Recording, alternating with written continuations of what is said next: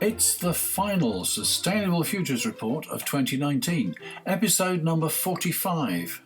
Yes, I'm Anthony Day, and this is the edition for Friday the 20th of December 2019.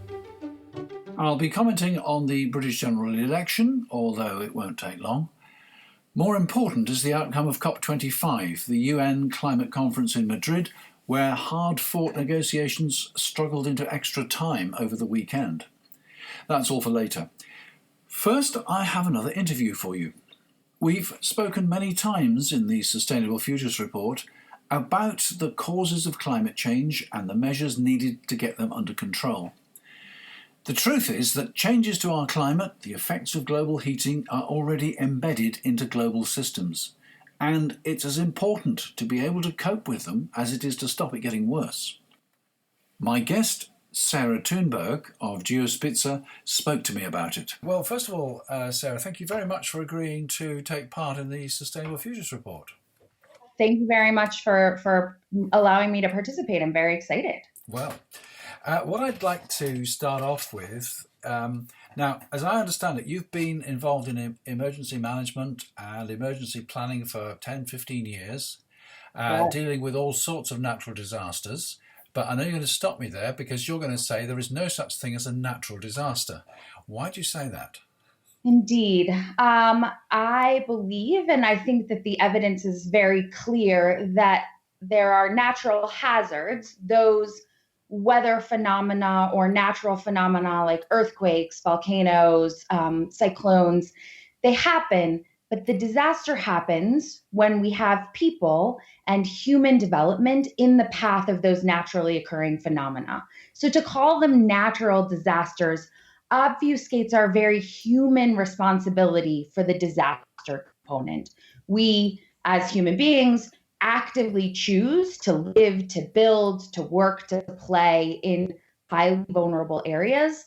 And when there are big consequences where human development and natural hazards align, we call them natural disasters.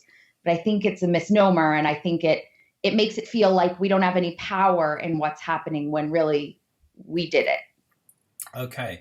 So do you think we should be doing more in the way of risk assessment in the broadest context? Absolutely. I think that we should be doing more even than doing risk assessment. I think there is value in putting the huge amounts of risk assessment data and risk identification data into action, into mitigation, into adaptation, into preparedness. That I was talking to a colleague recently, and she said, you know what, I feel like I'm living in an alarm state all the time. Fire alarms of some sort going off, whether it's climate or global warming or flooding or pandemic influenza, that there's all these threats, but I don't really know what to do about them. And so I think that that's really one of the challenges we face, is how we put all of this data and all of this risk into action to really reduce the risk. Right. A lot of this data, I think, comes from a wide range of public bodies.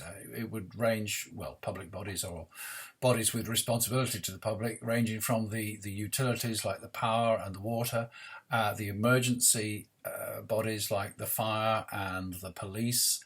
Have you had any success in drawing these together and being able to actually consolidate the data so you've got a complete picture of a particular situation or so on?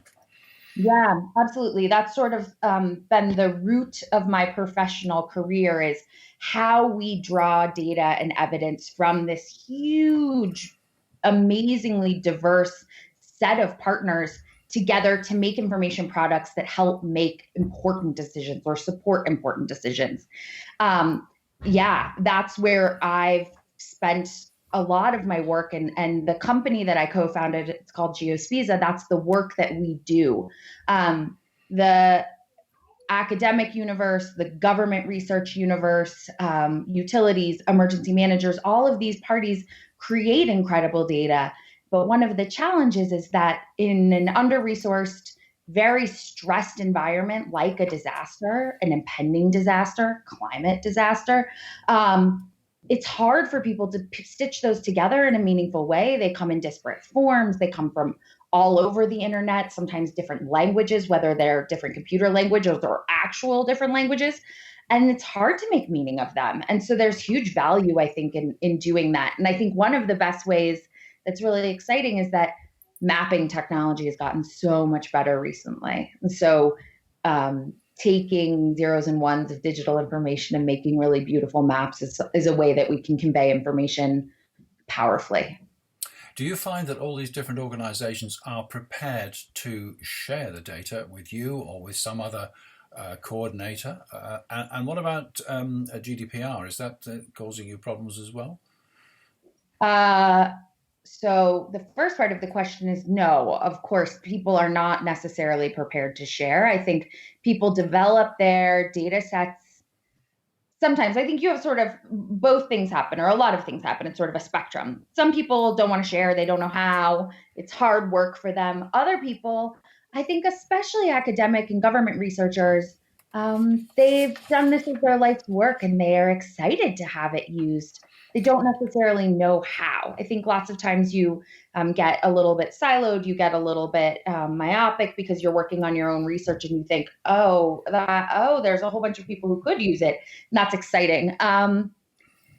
So I think there's a spectrum there. GDPR is interesting. We have built our work to be fully GDPR compliant. To be aligned with that, because we are building a global company at Gios Pisa and we believe that that's a place to start. But yes, I think that things like GDPR, and in the US, we have a law called HIPAA, the Health Insurance Portability Privacy Act, maybe. Don't quote me on that, but it's HIPAA. It's about medical data privacy. And our experience is, even though that has pretty much nothing to do with what we do, people are always worried. They're like, oh, does this violate HIPAA? And I imagine GDPR is similar. Does this, like, that a lack of knowledge makes people reserved and concerned? And so some better guidelines, some better ideas about how it really does apply in certain circumstances could be hugely powerful. But I think the reservation is always conservative. People move conservative, and then you have to sort of pull them along. Right. Okay. Now, supposing you get all the local organisations together, you manage to consolidate their information. Is there then a question as who actually takes a lead and takes the decisions based on the information that you've been able to consolidate? Absolutely. And I think you end up in two different situations. One is sort of the emerging, unfolding disaster.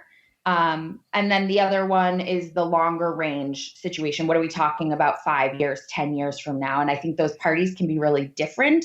And the biggest challenge happens when those two pieces come together. So when we're talking about, for example, increased flooding as a result of climate change lives sort of with planning sometimes, and flooding lives with emergency management. So how do you get those parties together to be able to collaborate on mitigation and preparedness activities? That is a huge challenge. Okay. Well, just assuming that you get all the people talking together and you have this body of information, and let's say a flood is forecast. What does this information management allow you to do that has been lacking in previous natural disasters? Gios Pisa's specific product and the work of our similar companies allows public safety entities, corporations who have lots of employees or customers in an area, anybody like that, to understand who, on a very granular geographic level, what the population looks like and what their needs might be. So might there be a neighborhood that's likely to flood where there are a lot of people who rely on public transportation? So if we give them an evacuation order, they're going to need some sort of support to get out. Or might there be a lot of people who rely on public support in some sort of food aid or rental aid? And so if we need them to evacuate, we're also going to have to provide some sort of food aid, something like that. And then the other piece is what infrastructure is in place in those geographies that we might want to get back online most quickly. So is there a power station that we need to get, or is there a key employer? And that becomes really relevant. Okay. Now, there's a wide range of disasters going on in the world at the moment. One of the most notable one, of course, is these fires in eastern Australia, which have now got to the size of Greater Sydney itself. I don't know whether there's been planning. I don't know that there hasn't been planning. But how would you approach something like that, particularly as we recognise that it is only spring in Australia at the moment? They haven't really started the fire season, so things could get worse. Where would you go from here? Yeah, it's like a deeply challenging set of problems, and we experience it very similarly in the United States right now, where what used to be a very defined fire season is no longer. Mm-hmm. Now we're dealing with it year long.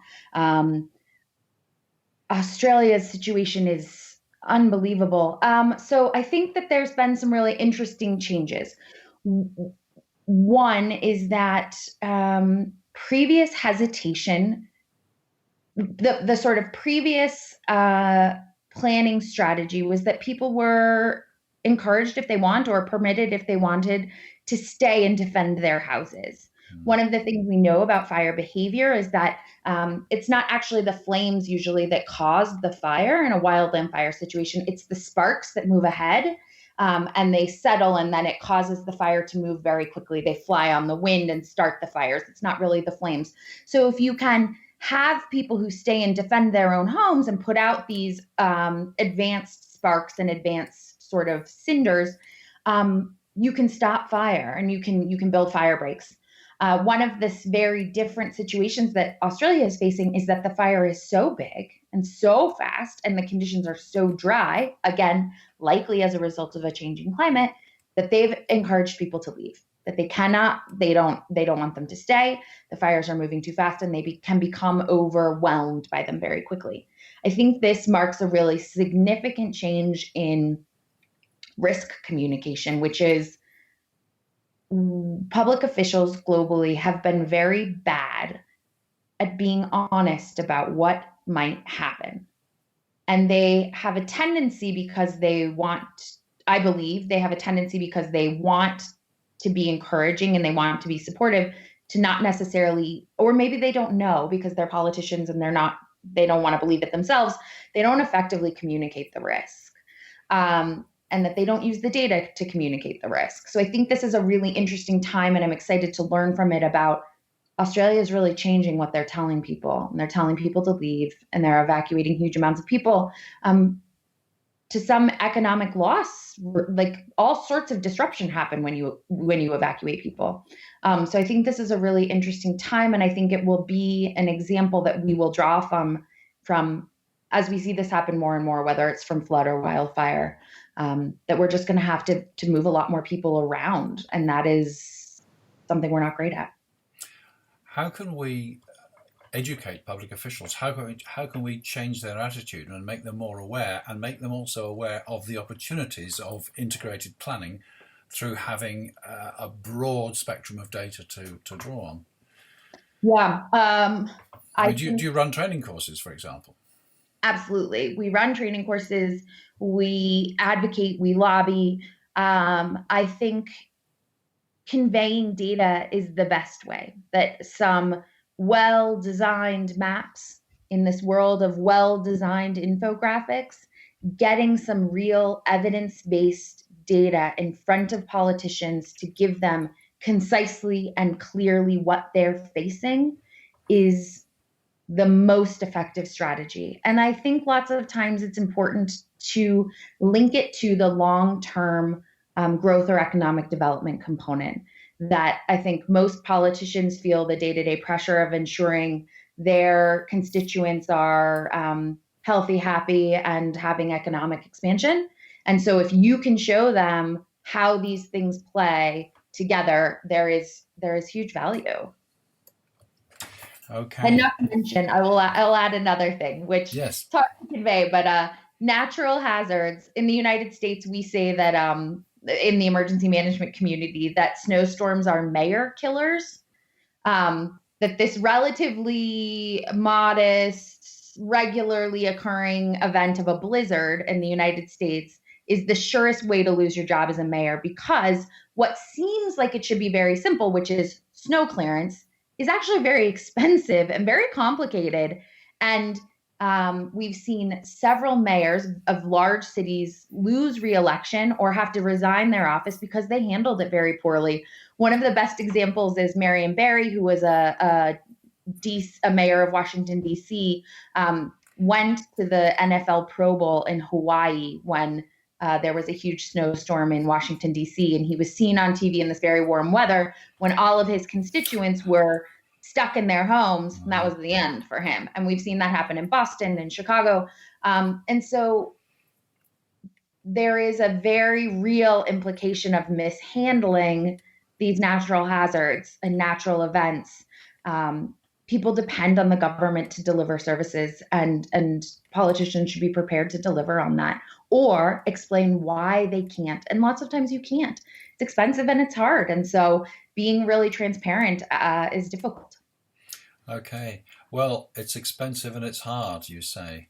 Yeah. And as climate change, I mean, we are doing everything we can to stop climate change getting any worse, but we have built a certain amount of climate change into the systems.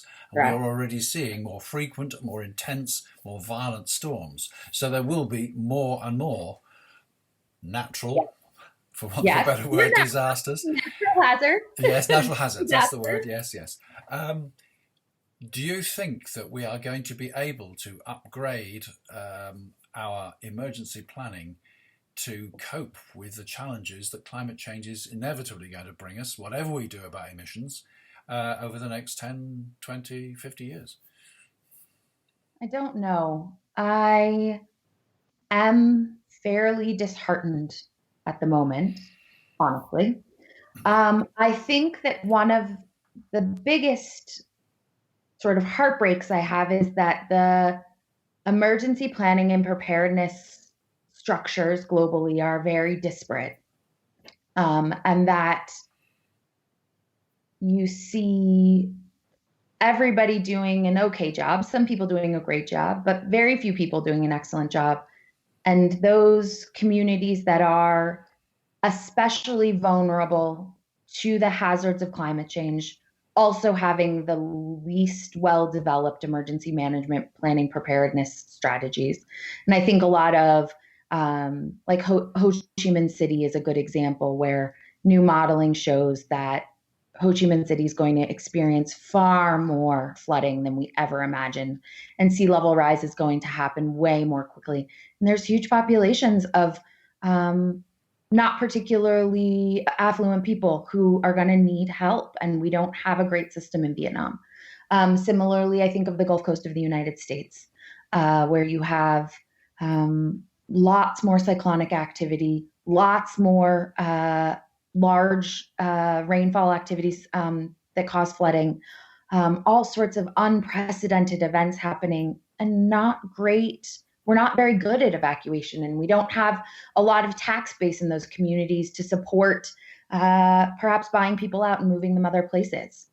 So it's a really big challenge. And I think also in lots of communities, but especially in the United States, we have a racially disparate emergency management system and a racially disparate land use pattern where people of color and poor people live in highly vulnerable geographic areas, and they're going to bear the disproportionate brunt. And I don't know what we do about that at the moment, but it's the part that feels hardest. Certainly some very challenging thoughts there. I think some of those issues, particularly about the less wealthy nations, are being brought up now at COP25 in Madrid. But Absolutely. whether the actions are coming, we have yet to see. Sarah, tell us a little bit about your company. Yeah. So my company is called Gios Pisa. We take our name from the genus of finch that Darwin studied on the Galapagos to develop his theory of evolution. Mm-hmm. And we feel like it's our link to our mission of helping our customers adapt to a rapidly changing climate. And we have built internet-based platforms, so web platforms that ingest huge amounts of data. Lots of it, this open data we were talking about risks and hazards and climate modeling and population-based data around the world. And we visualize that in a really beautiful map-based interface that allows all of this very complex, disparate data to be understood in a very fast and very easy way.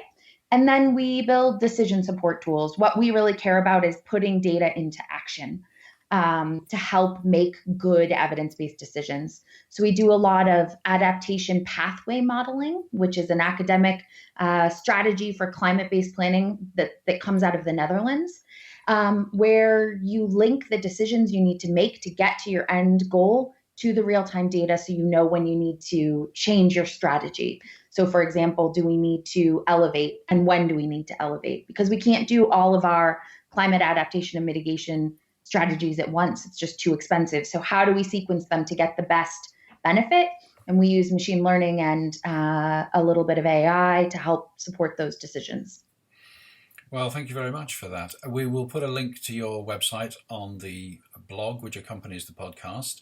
I'm going to put a link to your TEDx talk as well. Sarah, thank you very much for talking to the Sustainable Futures Report. Thank you for having me. Sarah Tuneberg. Gios Pisa is at geospiza.us, which is GEOSPIZ or ZA.US. And I recommend that you look at her TEDx talk. You can search or find these links on the Sustainable Futures Report blog, which you'll remember is at sustainablefutures.report. And now to the election blues. And now to the election. Blues won. Yes, we've just had a general election in the UK with an overwhelming victory for the Conservative Party. I'm disappointed with the result, mainly because I believe that Brexit will severely damage our country. This is not the forum to discuss politics, so I'll leave it there. The new government's policy on climate change will be crucial. Prime Minister Johnson refused to take part in a TV climate debate. This could be climate scepticism, or it could be simply part of his strategy to avoid the press wherever possible, which was evident throughout his campaign. Calling Extinction Rebellion activists uncooperative crusties living in hemp-smelling tents, as he did back in October, does not bode well. As with everything else on the government's to-do list, we'll just have to wait and see. Far more important than Brexit, and far, far more important than the UK, is the climate crisis. So I shall continue to make that my principal focus in 2020.